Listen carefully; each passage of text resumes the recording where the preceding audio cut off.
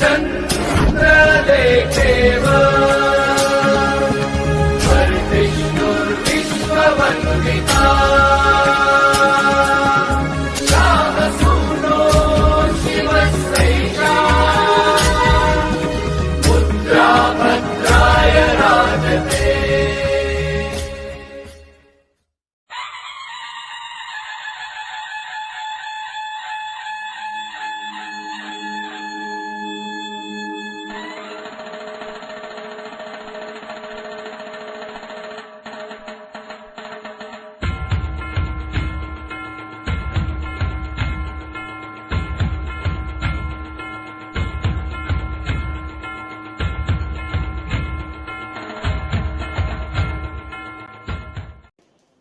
सह्याद्रीच्या कड्याकड्यातून नाद भवानी गाजे, काळजात राहुनी आमच्या रक्तात वाहती राजे, काळजात राहुनी आमच्या रक्तात वाहती राजे।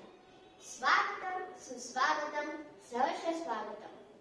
आज 19 फेब्रुवारी हिंदवी स्वराज्याचे संस्थापक छत्रपती शिवाजी महाराज यांची जयंती।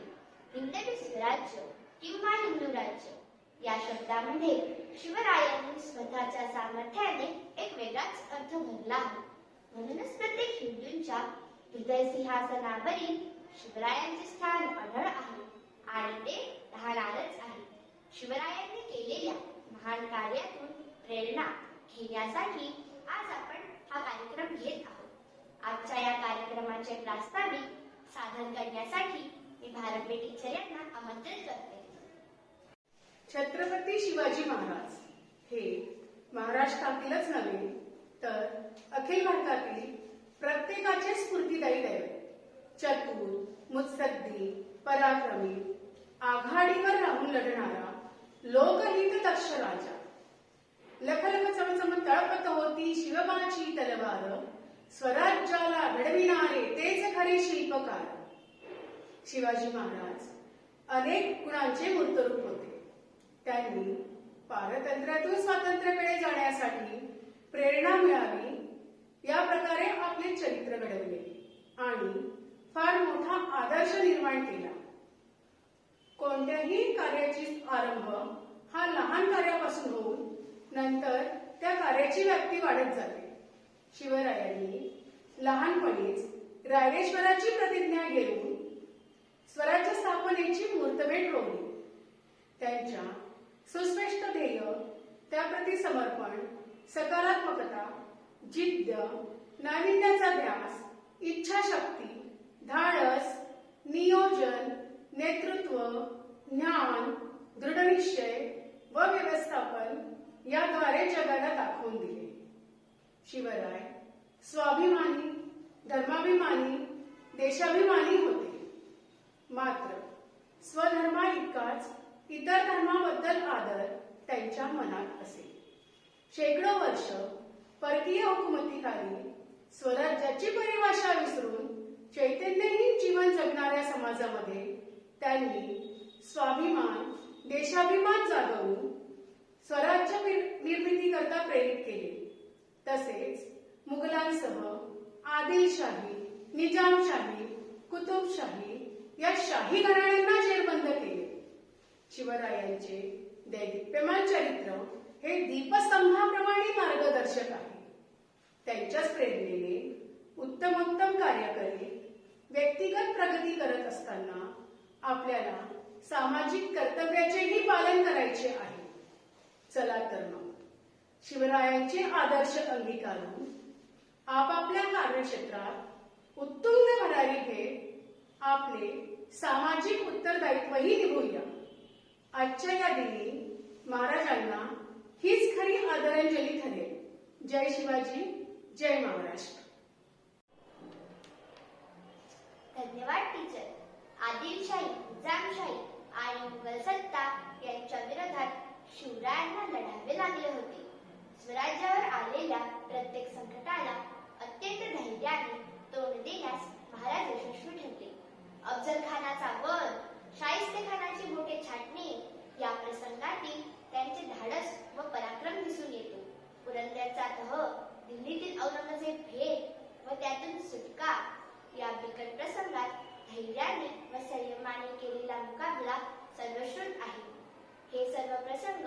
शिवरायांचे पराक्रम दाखवितात.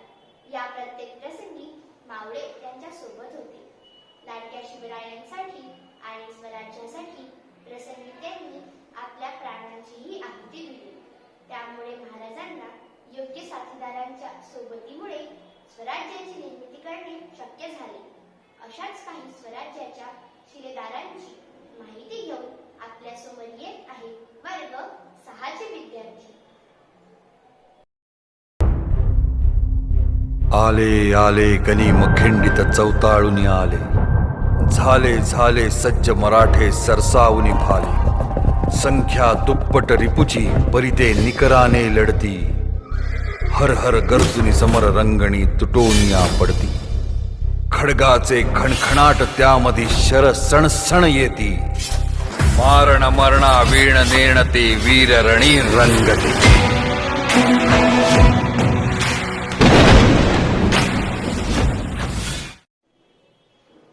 जय भवानी, जय शिवाजी. कवी भूषण महाराजांचे हत्ती, घोडे, पायदाने युक्त अशा चतुरंग सैन्याचे वर्णन करताना म्हणतात, साजी चतुरंग सैन्य अंग में उमंगधारी, साजी चतुरंग सैन्य अंग में उमंगधारी, सर्ज शिवाजी जंग जीतन चलत है. भूषण भनत नाद बिहत नगारण, कि नदी नद मद दैव रन केरलत है. आयल कायल खायल बैल खलक कमी गायल गायल, आयल पायल खायल बैल खलक कमी गायल गायल, गजन की ठायल पायल सेल उसलत है. तारा सो करनी धुरी धरा में लगत चीनी, ठारा पर पारा पारा वारायू हलत है. अशा चतुरंग सैन्यातील शूर मावळेच शिवाजी महाराजांची खरी ताकद, खरी संपत्ती होती. याच मावळ्यांचे म्हणजे जीवाला जीव देणाऱ्या शूर, पराक्रमी, निधड्या छातीच्या स्वराज्याच्या शिलेदारांचे कर्तृत्व आपल्या समोर सादर करीत आहोत. स्वराज्याचा पहिला शिलेदार म्हणजे शिल्पकार हिरोजी इंदुलकर.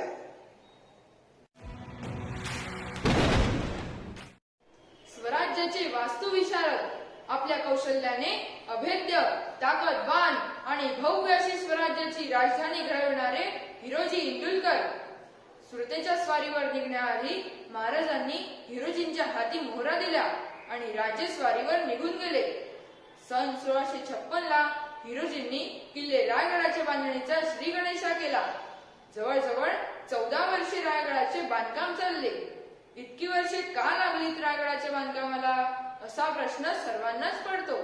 त्याचे कारण म्हणजे 1500च्या आसपास गडाच्या पायऱ्या, 300 इमारती, धान्याची कोठारे, तलाव, 2 स्तंभ, गजशाळा इत्यादी असं तन मन धन लावून हिरोजींनी रायगडाचे बांधकाम केले. बांधकामाच्या वेळी पैशाची कमतरता भासल्यावर त्यांनी आपला वडिलोपार्जित जमीन जुमला, घर सर्व काही विकून हा भव्य दिव्य असा डोळ्यांना दिपवणारा रांगडा असा रायगड उभारला. हिरोजींच्या बांधकाम कौशल्यानं सजलेला आणि परिपूर्ण असा रायगड पाहिल्यावर महाराज भलतेच खुश झाले. रायगडाचे वर्णन एका वाक्यात सांगताना हिरोजी म्हणतात, परवानगी विना गडाखालून एकच गोष्ट वर येऊ शकते, ती म्हणजे वारा, आणि गडावरून एकच गोष्ट खाली जाऊ शकते, ती म्हणजे पाणी. तेव्हा महाराजांनी इंदुलकरांना बक्षीस म्हणून काहीतरी मागण्याचा आग्रह धरला. त्यावर हिरोजींनी आदरपूर्वक विनंती केली की गडावर असणाऱ्या जगदीश्वर मंदिराच्या एका पायरीवर माझं नाव असावं. कारण महाराज, तुम्ही जेव्हा जेव्हा गडावर असाल तेव्हा तेव्हा जगदीश्वराच्या दर्शनाला नक्की याल, आणि आल्यावर प्रत्येक वेळी तुमच्या पायाची धूळ आमच्या मस्तकी लागावी एवढीच आमची इच्छा आहे. महाराजांनी लगेच हिरोजींना नुसतीच परवानगी न देता त्यावर मजकूर लिहिण्यास देखील सांगितले. सेवेचे ठाई तत्पर हिरोजी इंदुलकर. दुसरा शिलेदार आहे वीररत्न बाजी पासलकर. छत्रपती शिवाजी महाराजांनी हिंदवी स्वराज्य स्थापन करून जगाच्या इतिहासात एक तेजस्वी पर्व निर्माण केले. मोस मावळखोऱ्याचे वतनदार असलेले बाजी पासलकर हे उत्तम न्यायदानात आणि प्रजेचे तंटे सोडवण्यात निष्णात होते. छत्रपती शिवरायांच्या स्वराज्य संग्रामात प्रारंभी सहभागी झालेले बाजी पासलकर हे स्वराज्याचे पहिले सेनापती होते. बाजीसारख्या मावळ्यांच्या बळावर सह्याद्रीच्या अंगणाखांद्यावरील एक किल्ला स्वराज्यात दाखल झाला. शिवरायांचा बंदोबस्त करण्यासाठी आदिलशहाने सन 1648 मध्ये पाठविलेल्या फत्तेखाना सोबतच्या युद्धात बाजी अत्यंत जखमी झाला. पुरंदर किल्ला येईपर्यंत त्यांनी शरीरातली दुगदुगी फक्त आपल्या शिवरायांना पाहण्यासाठी, अखेरचे 2 शब्द बोलण्यासाठी सुरू ठेवली. राजे बाजींना पाहताच पालखीकडे धावले. त्याने टाहो फोडला. बाजी, आम्हाला असं पोरक करून कुठे चालला? अतिशय क्षीण पण कराळे आवाजात बाजी बोलले, अरे माझ्या राजा, तुला भेटलो, वंशाचं सोनं झालं र. असे म्हणत महाराजांच्या मांडीवर डोके ठेवून पासलकरांनी प्राण सोडले. या बलिदानामुळे मराठ्यांनी स्वराज्याचा पहिला रणसंग्राम जिंकला आणि स्वराज्यातील मावळ्यात सर्वस्वाचा त्याग करण्याचा आदर्श निर्माण केला. स्वराज्याचा शिलेदार, स्वराज्य भीम, कोंडाजी फर्जंद. असाच एक स्वराज्याची शान असणारा बलाढ्य अंगापिंडाचा पन्हाळा किल्ला गनिमी काव्याने, शक्तीने आणि युक्तीने घारीसारखी झडप घालून ताब्यात घेऊन तो पुन्हा स्वराज्याला समर्पित करणारा पराक्रमी शिलेदार म्हणजे कोंडाजी फर्जंद. त्यांच्या पराक्रमाचे वर्णन थोडक्यात. कोंडाजी कोकणातूनच अगदी गुपचूप बिनबोभाट राजापुरास पोहोचले. तेथूनच चोरत्या पावलांनी जाऊन त्यांनी पन्हाळ्याचा वेध घेतला. दिनांक 6 मार्च 1673 रोजी अवघे 60 वीर मावळे घेऊन गडावर चढले. फाल्गुन मध्ये त्रयोदशीच्या किरण अंधारात ठरल्याप्रमाणे हर हर महादेवचा बुक्का घडला. रणवाद्य वाजवली. घोषणा देत आरडाओरड करत आदिलशाहीच्या सैन्यावर चाल केली. या अतर्क प्रकारामुळे एकच गोंधळ उडाला व मराठी मोठ्या संख्येने आले आहेत असे समजून शत्रुपक्षाचे अवसान कळाले. या महाभयंकर युद्धात कोंडाजीने किल्लेदार बाबूखानाचे मस्तक धडा वेगळे केले. मातब्बरगड अवघ्या 60 मावळ्यांनी ताब्यात घेत पन्हाळा पुन्हा स्वराज्यात दाखल केला. पन्हाळ्यासारख्याच जंजिऱ्याच्या गुहेत शिरून दारुगोळा उडवण्याचा धाडसी प्रयत्न कोंडाजींनी केला. त्यावेळी केवळ त्यांच्यासोबत 12 मावळे होते. साक्षात मृत्यूच्या मगरमिठीत अडकले असताना देखील कोंडाजींनी ताठ मानेने मरण पत्करले. सिद्धीपुढे ते ना वाकले ना झुकले. कारण मरण आले तरीही चालेल पण शरण जायचे नाही. ही स्वराज्याची शिकवण त्यांनी अखेरच्या श्वासापर्यंत जपली. धन्य ते कोंडाजी. आता ऐकूया सरनोबत प्रतापराव गुजर यांचे कार्य. शिवरायांच्या सैन्यातील एक स्वामिनिष्ठ शिलेदार म्हणजे प्रतापराव गुजर. मूळ नाव कुर्तोजी असलेल्या या शूरवीराचा पराक्रम पाहून महाराजांनी त्यांना प्रतापराव हा किताब देऊन गौरविले होते. रणझुंजार प्रतापरावांनी वादळ वेगाने झंझावती लढा देत गनिमांना जेरीस आणले होते. शिवराय आग्र्याला कैदेत असताना याच प्रतापरावांनी स्वराज्याचा गाडा मोठ्या चतुराईने व व्यवस्थित चालविला होता. उमराणीच्या लढाईत प्रतापरावांकडून अभय मिळालेला बेहलाल खान पुन्हा शिवरायांच्या भूमीत धुमाकूळ घालून उपद्रव करू लागला होता. बेहलाल खान पुन्हा स्वराज्यावर चालून येत आहे, त्याचा बंदोबस्त केल्याखेरीज आमच्या समोर येऊ नका अशा आशयाचा खलिता महाराजांनी प्रतापरावांना पाठविला. खलिता हाती लागताच प्रतापरावांचे रक्त सळसळू लागले. प्राणापेक्षा प्रिय असणाऱ्या महाराजांचा हुकूम पाळायचा या उद्देशाने त्यांनी महाशिवरात्रीला 24 फेब्रुवारी 1674 रोजी फक्त 6 शिलेदारांसह नेसरी खिंडीत जाऊन शेकडो सैन्यासह तळ ढोकून बसलेल्या बेहलाल खानाच्या छावणीवर आक्रमण केले. हर हर महादेवचा गजर उठला. धुमश्चक्रीत प्रतापराव आणि त्यांचे 6 सरदार खर्ची पडले. या 7 शूर शिलेदारांनी स्वराज्य रक्षणासाठी आपल्या प्राणाची आहुती देऊन नेसरी खिंड पावन केली. प्रतापरावांच्या या पराक्रमावर कवी कुसुमाग्रज यांनी लिहिलेले पेडात मराठे वीर दौडले सात हे गीत आज देखील कानी पडताच वीरशीर संचारते आणि प्रतापरावांचा इतिहास जिवंत होतो.